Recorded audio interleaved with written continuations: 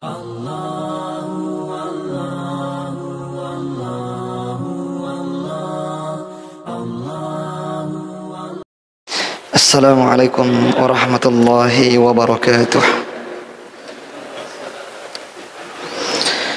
Alhamdulillahi rabbil alamin. Wassalatu wassalamu ala asyrafil anbiya'i wal mursalin wa ala alihi wa ashabihi wa man tabi'ahum bi ihsanin ila yaumiddin, amma ba'd. Hadirin jamaah salat maghrib yang dirahmati oleh Allah Subhanahu wa taala. Alhamdulillah, kita bersyukur kepada Allah Subhanahu wa taala atas nikmat iman, nikmat Islam yang Allah Subhanahu wa taala karuniakan kepada kita semua, sehingga kita bisa hadir bermajelis ilmu sebagaimana biasanya. Salam dan salawat kepada Nabi kita Muhammad sallallahu alaihi wasallam.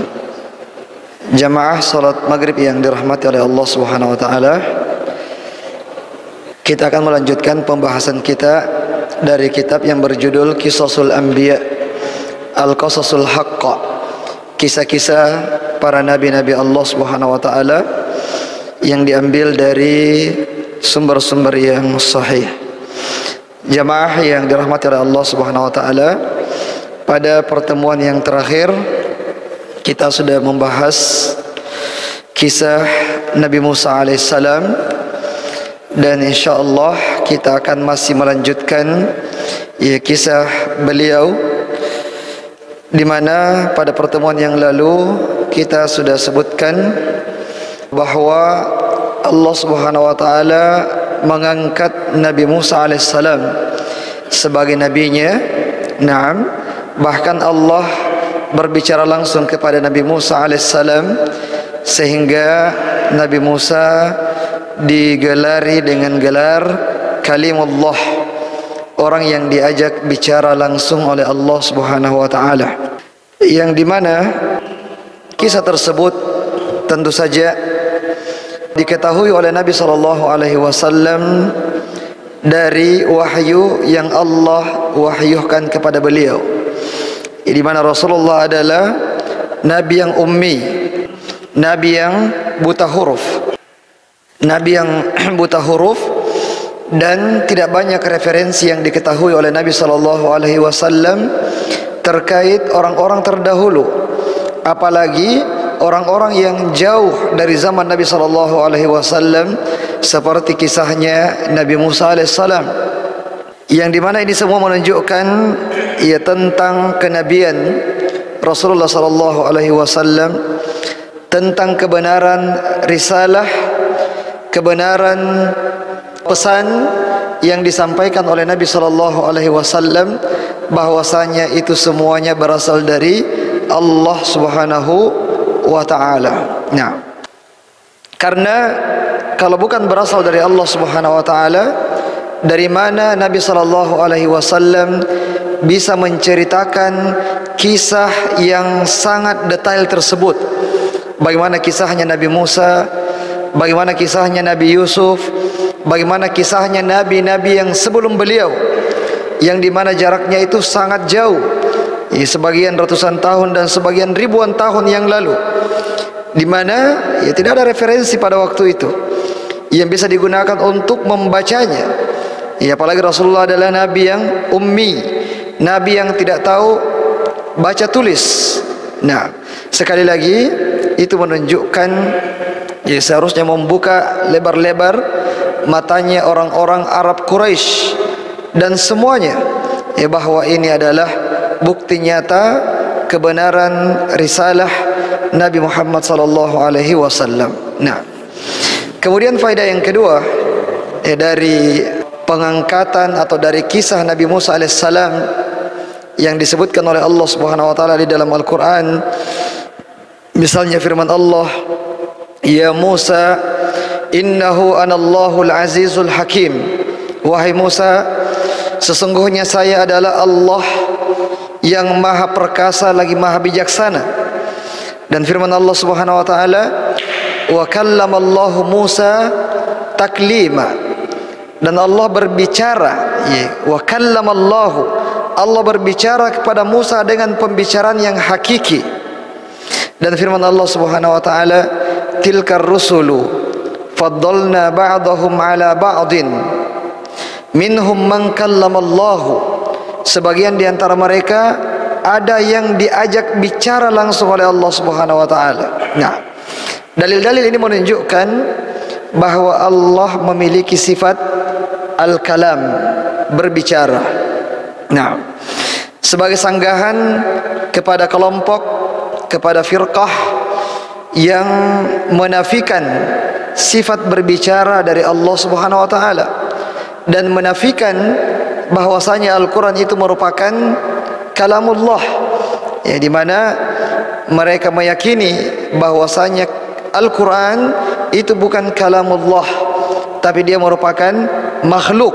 Ya, dia adalah makhluk karena mereka menafikan bahwasanya Allah itu berbicara. Nah, karena ketika dikatakan Allah berbicara, berarti Allah serupa dengan makhluknya. Kita katakan tidak. Nah, Allah mengatakan di dalam banyak ayat di dalam Al-Quran bahwasanya Allah berbicara, tapi bukan berarti berbicaranya Allah sama dengan berbicaranya manusia. Ya, kita harus mengisbat. Mengisbat itu artinya menetapkan bagi Allah nama-nama dan sifat-sifat yang Allah tetapkan bagi dirinya sendiri di dalam Al-Quran atau disebutkan oleh Rasulullah di dalam hadis, tapi tanpa tasybih. Tidak boleh menyerupakan, tanpa takyif, tidak boleh mengatakan bagaimana caranya. Nah, dan tanpa takwil, tidak boleh juga mentakwil makna sifat dari sifat-sifat Allah Subhanahu wa taala. Inilah akidah Ahlus Sunnah wal Jamaah dalam memahami asma wa sifat, nama-nama dan sifat-sifat Allah Subhanahu wa taala. Ya, jadi itu dua faedah sebagai mukaddimah pembahasan kita pada malam hari ini. Nah, jamaah yang dirahmati oleh Allah Subhanahu wa taala, jadi Allah Subhanahu wa taala mengutus Nabi Musa alaihissalam kepada seorang raja yang sangat sombong, seorang raja yang sangat angkuh, bahkan mengatakan dirinya sebagai Tuhan. Nah, dia mengatakan bahwa ana rabbukumul a'la, saya adalah Tuhanmu yang paling tinggi. Nah, dan Fir'aun adalah seorang raja yang sangat kejam dan sangat bengis. Bagi dia nyawa manusia, ya, ketika manusia itu bukan dari kaumnya, itu sangat murah, sangat sepele untuk ditumpahkan darahnya. Nah, dan ini adalah bentuk kebengisan, ya, kekejaman daripada Fir'aun, sehingga Allah Subhanahu wa taala mengutus Nabi Musa alaihissalam untuk berdakwah kepada Fir'aun. Ya, silahkan dibuka surah Thaha ayat 37 sampai 48. Ya, kita akan bacakan ayatnya satu persatu.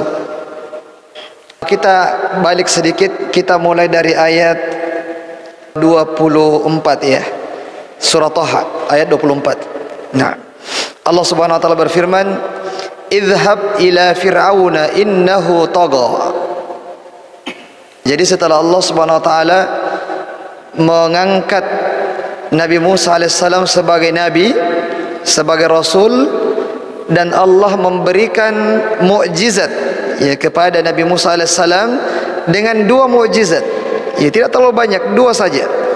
Tongkat yang bisa berubah menjadi ular, dan tangannya yang bisa menjadi terang benderang tanpa cacat sedikit pun. Nah, dengan dua mukjizat ini Allah Subhanahu wa taala perintahkan kepada Nabi Musa untuk pergi berdakwah kepada Fir'aun, karena dia adalah orang yang sudah melampaui batas. Innahu tagha, dia sudah melampaui batas. Melampaui batas dengan ucapannya ana rabbukumul a'la, dan melampaui batas terhadap orang-orang Bani Israel, yang dimana, ya, dia memperbudak Bani Israel, membunuh laki-lakinya dan membiarkan hidup perempuannya, dan banyak sekali jenis-jenis siksaan yang ditimpakan oleh Firaun kepada Bani Israel. Kemudian Allah mengatakan, Allah berfirman, qala rabbi syrah li sadri. Ketika Allah perintahkan Nabi Musa untuk berdakwah kepada Firaun, Nabi Musa alaihissalam minta dulu kepada Allah Subhanahu wa taala. Yang meminta beberapa permintaan yang dibutuhkan untuk berdakwah kepada Firaun. Yang pertama dia mengatakan, ya Allah, lapangkanlah dadaku. Ya, lapangkanlah dadaku untuk menerima wahyumu ini dan untuk mendakwahkan risalahmu ini kepada Firaun. Ya, jadi dibutuhkan hati yang tegar, dada yang lapang, azam yang kuat untuk berdakwah kepada Firaun, karena ya pastinya akan mendapatkan perlawanan yang sangat keras dari Firaun. Ya, sementara Nabi Musa AS ini dia adalah seorang pelarian. Ya, dia adalah seorang pelarian yang dikejar dulu ketika dia membunuh ya seorang penduduk Mesir. Maka dia berdoa kepada Allah Subhanahu wa taala, ya Allah, lapangkanlah dadaku. Nah, wa yassir li amri, dan mudahkanlah untukku urusanku. Kalau seorang Nabi Musa alaihissalam yang memiliki kekuatan, yang memiliki mukjizat, meminta kepada Allah agar dimudahkan urusannya, ini adalah tawakal kepada Allah Subhanahu wa taala. Nah, kita berdoa kepada Allah dan kita mengambil sebab dan kemudian kita menyerahkan semuanya kepada Allah Subhanahu wa taala. Nah, sebagai pelajaran juga bagi kita semua bahwa apapun urusan kita, apapun urusan yang kita kerjakan, yang kita hadapi, maka mintalah kemudahan dari Allah Subhanahu wa taala. Ya, jangan selalu menganggap diri kita itu hebat, diri kita itu kuat, diri kita itu pintar dan sebagainya, sehingga kita tidak mau untuk meminta kepada Allah kemudahan. Bahkan meskipun kita adalah orang yang kuat, bahkan meskipun kita adalah seorang penguasa, pemimpin dan sebagainya, maka mintalah selalu kemudahan dari Allah Subhanahu wa taala. Nah, doa yang biasa dipanjatkan oleh Nabi sallallahu alaihi wasallam, Allahumma yassir li amri wa la takilni ila nafsi tarfata ain, atau Allahumma yassir umuri kullaha wa la takilni ila nafsi tarfata ain. Ya Allah, mudahkanlah semua urusan-urusanku dan janganlah Engkau meninggalkan saya dengan urusan tersebut meskipun sekejap mata. Ya, jadi bentuk ketawakalan yang luar biasa, meminta pertolongan, kemudahan dari Allah Subhanahu wa taala untuk menghadapi pekerjaan, urusan, masalah yang sedang kita hadapi. Wahlul 'uqdatam min lisani yafqahu qawli. Taib. Ya, jadi doa yang berikutnya adalah, ya Allah, lepaskanlah kekakuan pada lisanku ini. Ya, sebagaimana yang kita sebutkan bahwa dulu di waktu kecil, ya, dia pernah memasukkan ke dalam mulutnya bara api. Ya, pada saat mau dibunuh oleh Firaun, ya, sehingga istrinya Firaun, yaitu Asia, mengatakan, ya, kenapa kamu ingin membunuhnya padahal dia anak kecil yang tidak tahu apa-apa. Nah, kalau mau bukti, ya, coba sodorkan kepadanya dua hal. Salah satunya adalah bara. Kemudian ternyata Musa alaihissalam pada waktu itu, ya, diarahkan untuk mengambil bara tersebut dan dia pun memasukkannya ke dalam mulutnya, yang membuat Firaun tidak jadi untuk membunuhnya. Ya, karena dia sudah percaya dengan perkataan istrinya bahwa, ya, betul-betul anak ini tidak tahu apa-apa. Ya, dia bukan orang yang akan menggulingkan pemerintahanku nanti di kemudian hari. Nah, dengan sebab itu akhirnya lisannya menjadi kaku, ya, di dalam berbicara, sehingga dia berdoa kepada Allah, ya Allah, hilangkanlah kekakuan pada lisanku agar mereka paham apa yang saya katakan. Ya, karena dakwah itu harus dengan kalimat yang jelas agar tidak disalahpahami oleh orang-orang yang didakwai. Ya, maka ini sangat penting bagi Nabi Musa alaihissalam. Ya Allah, hilangkanlah kekakuan pada lisanku agar mereka paham apa yang saya dakwahkan kepada mereka. Nah, waj'al li waziran min ahli. Jadi doanya yang lain ternyata banyak doanya Nabi Musa alaihissalam. Dan jadikanlah dari keluargaku seorang pembantu, ya bukan pembantu apa-apa, tapi pembantu yang membantu saya dalam berdakwah. Ya artinya adalah angkat juga salah seorang kerabatku sebagai seorang nabi yang membantuku untuk mendakwahkan, menyampaikan risalah tauhid kepada Fir'aun dan tentara-tentaranya. Nah, dan kemudian Allah mengatakan Haruna akhi. Dia menentukan Harun, ya angkatlah juga Harun sebagai seorang nabi, sebagai seorang rasul. Nah, kenapa Harun? Karena Harun adalah seorang dengan kefasihan yang sudah sangat dikenal. Ya, orang-orang Bani Israel mengenal Nabi Harun itu dengan lisannya yang sangat fasih di dalam berbicara, di dalam beretorika, di dalam menyampaikan apa yang ingin dia sampaikan. Ya, sehingga menurut Nabi Musa alaihissalam, Harunlah yang paling tepat untuk mendampingi, membantu dakwah yang akan disampaikan oleh Nabi Musa alaihissalam. Ya, karena Nabi Musa alaihissalam memiliki kekurangan di dalam menyampaikan, di dalam berbicara, maka dia berdoa kepada Allah agar saudaranya Harun, ya saudara kandungnya Harun, itu juga diangkat menjadi nabi yang akan membantunya berdakwah kepada Fir'aun. Nah, kemudian ushdud bihi azri.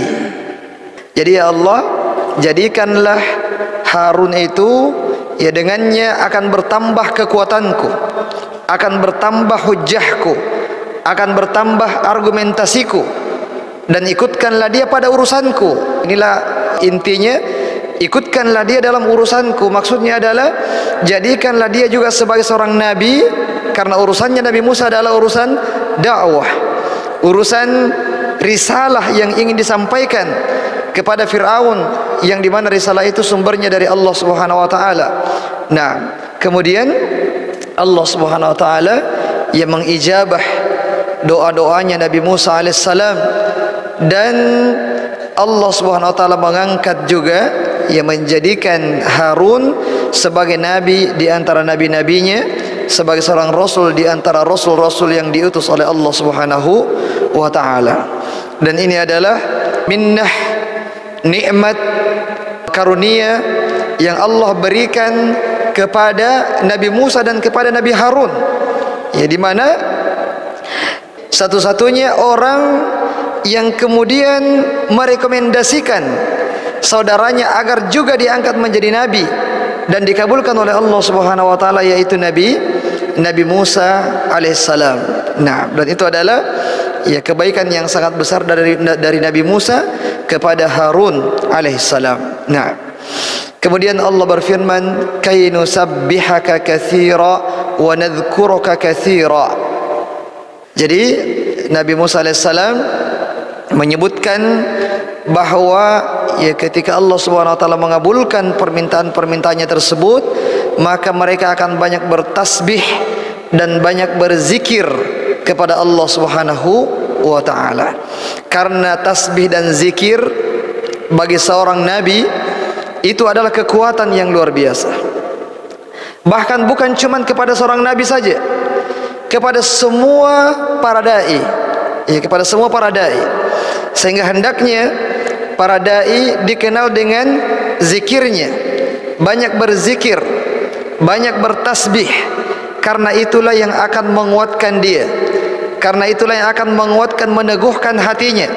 Bahkan bukan cuma para dai, tapi semua kaum muslimin, ya semua kaum muslimin, bahkan ibu-ibu rumah tangga itu akan mendapatkan kekuatan, mendapatkan pertolongan, kemudahan di dalam mengurus pekerjaan-pekerjaan rumahnya ketika dia banyak berzikir kepada Allah Subhanahu wa taala. Ya dalilnya adalah ketika Fatimah binti Muhammad sallallahu alaihi wasallam meminta kepada Rasulullah pembantu. Wahai Rasulullah, pekerjaan rumah saya banyak. Kalau ada pembantu bisa diberikan kepada saya. Kalau ada budak bisa diberikan kepada saya untuk membantu pekerjaan-pekerjaan rumah saya. Tapi Nabi SAW mengatakan kepadanya, saya akan mengajarkan kepadamu amalan. Amalan itu lebih baik daripada pembantu. Amalan itu lebih baik daripada budak. Yaitu kalau kamu mau tidur, maka bertasbihlah 33 kali, bertahmidlah 33 kali, bertakbirlah 33 kali. Nah, itu yang diajarkan oleh Nabi SAW kepada putrinya yang sangat dia sayangi. Minta budak, minta pembantu, bukan Nabi SAW memberikan pembantu sebagaimana yang dia minta untuk memudahkan pekerjaannya, tapi yang diberikan oleh Rasulullah adalah amalan, tips yang bisa mengangkat derajatnya, menambah pahalanya, dan juga meringankan beban-beban pekerjaan rumahnya. Nah, dengan zikir itu. Tapi zikir yang bagaimana yang dimaksud?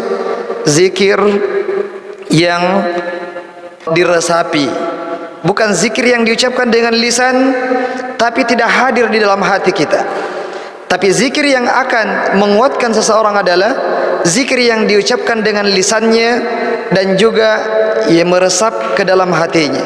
Dia khusyuk di dalam berzikir tersebut. Ya, ketika dia mengatakan subhanallah, dia juga mengagungkan Allah Subhanahu wa taala bahwa Allah itu maha suci. Alhamdulillah, dia mengagungkan dan dia bersyukur dengan segala nikmat dari Allah Subhanahu wa taala. Begitu pula dengan Syekhul Islam. Ya, ketika ditanya oleh murid-muridnya, wahai guru kami tidak pernah lihat kamu meninggalkan zikir ba'da subuh sampai matahari meninggi. Ya, kenapa wahai guru kami? Syekhul Islam mengatakan bahwa itu adalah ghadwati, dia adalah sarapanku. Kapan saya meninggalkannya, maka saya akan futur di hari itu, saya akan lemah di hari itu, saya akan tidak berselera pada hari itu. Nah, ya, dia mendapati semangat, kekuatan yang luar biasa dengan dia menjaga zikir-zikirnya tersebut. Nah, ini yang disampaikan oleh Nabi Musa alaihissalam, bahwa kami akan bertasbih dan berzikir yang banyak kepadamu. Kemudian Allah berfirman, innaka kunta bina basira. Nabi Musa alaihissalam mengakui bahwasanya Allah maha melihat dan maha mengetahui bagaimana keadaan hamba-hambanya, apalagi keadaan utusannya. Nah, tentu saja Allah Subhanahu wa taala tidak akan meninggalkan mereka ya diganggu oleh Firaun, apalagi dibunuh oleh Firaun. Qala qad utita su'laka ya Musa. Nah, Masya Allah. Jadi Allah Subhanahu wa taala mengijabah doa-doanya Nabi Musa itu. Qala qad utita su'laka ya Musa. Berkata Allah bahwa permintaanmu itu dikabulkan wahai Musa. Nah, apa yang kau minta kepadaku akan saya kabulkan untukmu. Walaqad mananna 'alaika marratan ukhra. Jadi dikabulkannya permintaan Nabi Musa alaihissalam itu merupakan nikmat dari Allah Subhanahu wa taala. Ya, nikmat yang sangat banyak. Dan Allah sebutkan bahwa ini bukan nikmat yang pertama wahai Musa. Ya, diingatkan karena ya namanya manusia itu kadang-kadang lupa. Allah ingatkan bahwasanya ini adalah bukan nikmat yang pertama, tapi sebelum-sebelumnya kami memberikan nikmat yang banyak kepadamu. Nah, di antaranya adalah ya pada saat dia masih kecil, Allah mengilhamkan kepada ibunya untuk menghanyutkan dia di sungai. Akhirnya dia pun selamat dari ultimatum yang dikeluarkan oleh Firaun untuk membunuh bayi laki-laki yang lahir. Di luar sana banyak bayi laki-laki yang lahir Bani Israel dibunuh, sementara Nabi Musa bisa hidup di istananya Firaun. Itu nikmat. Nah, nikmat yang Allah berikan kepada Nabi Musa alaihissalam. Dan juga ketika ibunya bersedih, ya ternyata Nabi Musa yang kecil tidak mau menerima ibu susuan yang lain, ya, sampai kepada ibunya sendiri barulah dia mau menyusu. Dan itu juga merupakan nikmat yang Allah berikan kepada Nabi Musa alaihissalam, dan banyak ya nikmat-nikmat yang lain yang Allah Subhanahu wa taala karuniakan kepada Nabi Musa alaihissalam. Baik, ya kita lanjut masih di surah Thaha. Ya kita berpindah ke ayat 42. Ya ayat 42 Allah berfirman, "Idhhab anta wa akhuka bi ayati wa la taniya fi dzikri." Baik. Jadi setelah Allah kabulkan permintaannya Nabi Musa alaihissalam, Allah perintahkan mereka berdua, ya pergilah kamu bersama saudaramu yaitu Harun untuk berdakwah kepada Firaun. Yang untuk berdakwah kepada Firaun dengan mukjizat tanda-tanda kekuasaan kami yang sudah kami berikan kepadamu, dan jangan lupa untuk mengingatku. Jangan lupa untuk berzikir kepadaku. Nah, ini pesan pertama yang Allah Subhanahu wa taala sampaikan kepada Nabi Musa alaihissalam, ya bahwa kalian berdakwah tapi jangan lupakan untuk banyak berzikir kepada Allah Subhanahu wa taala. Karena sekali lagi itu tadi, zikir itu yang akan menguatkan nabi-nabi Allah Subhanahu wa taala untuk tetap beristiqamah, untuk tetap istiqamah dalam berdakwah di jalan Allah Subhanahu wa taala. Karena pasti banyak rintangan yang dihadapi.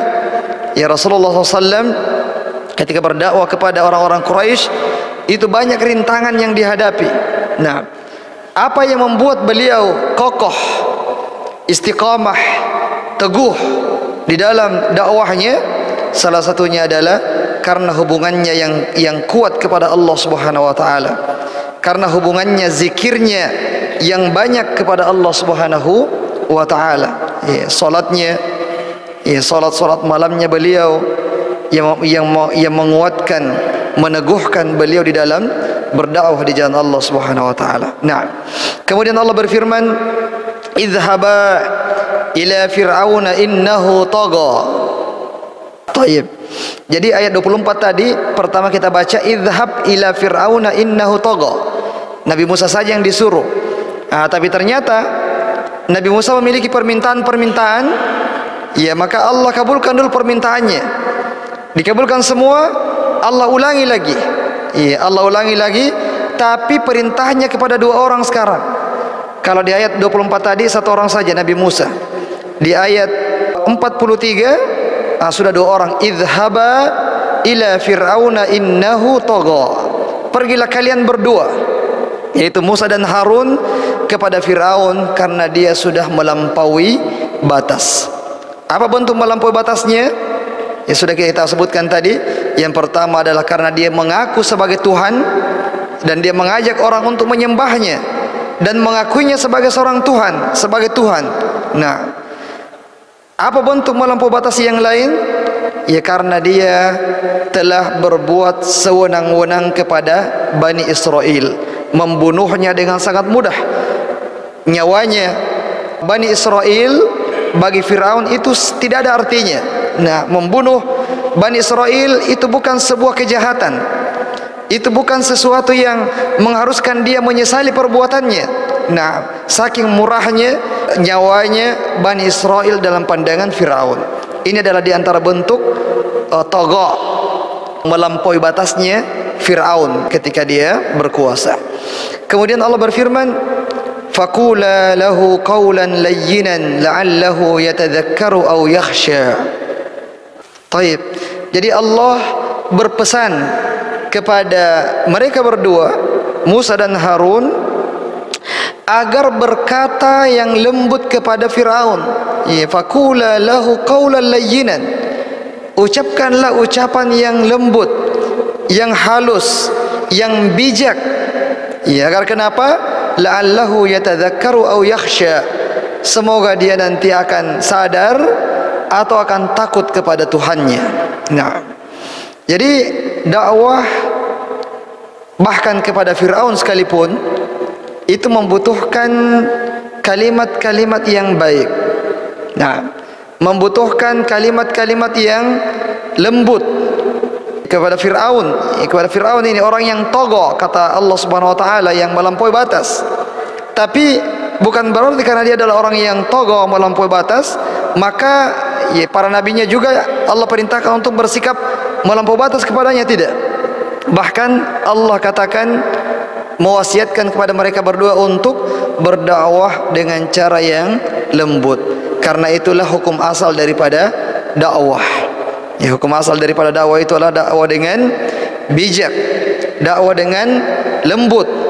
Tapi kadang-kadang ada kalanya ya kelembutan itu berubah menjadi cara yang keras. Ya, ketika kelembutan sudah tidak lagi bermanfaat, maka berpindah kepada jalan yang keras, yaitu jihad fi sabilillah. Sebagaimana dakwah yang disampaikan oleh Nabi SAW. Di awal-awal dakwah tentu saja belum ada jihad. 13 tahun berdakwah di kota Mekah, itu tidak ada perintah jihad. Dan Rasulullah berdakwah dengan akhlaknya, dengan kelemah lembutannya, dengan hujahnya dan sebagainya, tidak dengan pedang. Ya, tapi nanti di Madinah ketika Rasulullah SAW sudah memiliki kekuatan itu, ya maka berdakwah dengan lembut. Tapi kalau mereka tidak menerima dakwah tersebut dan mereka juga menghalang-halangi dakwahnya Rasulullah SAW, maka apa boleh buat? Mereka pun harus diperangi, ya, jihad fi sabilillah. Nah, kemudian Allah berfirman, qala rabbana innana nakhafu ay yafruta alaina aw ay yatagha. Ini kekhawatiran yang wajar dari Nabi Musa alaihissalam. Kenapa? Ya karena Nabi Musa adalah seorang pelarian. Dia adalah pelarian dari Fir'aun.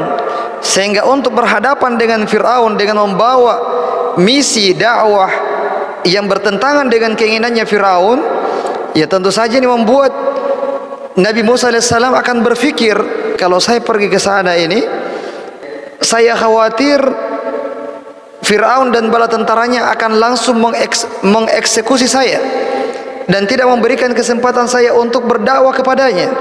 Ya karena kemarahan tersebut, atau dia akan melampaui batas kepada kami, menyiksa kami, bahkan bisa jadi membunuh kami. Nah, ini kekhawatiran dari Nabi Musa alaihissalam. Ya, tidak sempat berdakwah, tidak sempat sampaikan risalah Allah, mereka sudah dieksekusi. Ya, kekhawatiran ya. Tapi apa kata Allah Subhanahu wa taala? Qala la takhafa innani ma'akuma asma'u wa ara. Ya, sudah ada jaminan dari Allah Subhanahu wa taala. Janganlah kalian berdua takut. Ya, saya bersama kalian. Saya mendengarkan dan saya melihat. Apa yang kamu khawatirkan itu tidak akan terjadi. Ya, maka pergilah kalian dengan hati yang tenang dan sampaikan dakwah, sampaikan risalah yang telah saya berikan kepada kalian berdua. Nah, barulah kemudian hatinya Nabi Musa alaihissalam merasa tenang bahwa dia diutus ini, dia akan sempat menyampaikan dakwah tauhid itu kepada Firaun. Ya, karena kekhawatirannya adalah jangan sampai dakwahnya tidak sampai ya kepada Firaun. Tapi sudah ada jaminan dari Allah bahwa tenang saja, Allah akan menjaganya. Ya, dan tugasnya Nabi Musa hanya menyampaikan saja. Adapun menjaga Nabi Musa itu urusannya Allah Subhanahu wa taala. Nah, luar biasa ya. Ya, karena ini jaminan langsung dari Allah Subhanahu wa taala bahwa kalian berdua jangan takut. Ya, jangan takut. Kemudian Allah berfirman, fa'tiyahu faqula inna rasula rabbika farsil ma'ana bani Israila wa la tu'adzibahum qad ji'naka bi ayatin min rabbika wassalamu ala man ittaba'al huda. Baik. Ya, jadi sekarang Nabi Musa alaihissalam dan Harun sudah berhadapan dengan Firaun. Nah, dan Nabi Musa menyampaikan kepada Firaun bahwa kami berdua ini adalah utusan Allah, utusan Tuhan untuk menyampaikan kepadamu agar membebaskan Bani Israel.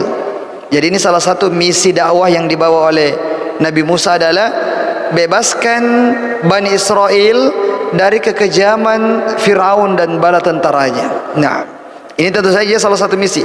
Dan misi yang paling utama adalah untuk mendakwahkan tauhid kepada Fir'aun dan juga orang-orang Mesir. Nah, agar mereka tidak menyembah Tuhan yang lain kecuali Allah Subhanahu wa taala. Nah, dan Nabi Musa menyampaikan bahwa saya datang ini dengan membawa petunjuk, membawa mukjizat, membawa tanda-tanda kebesaran dari Tuhanmu.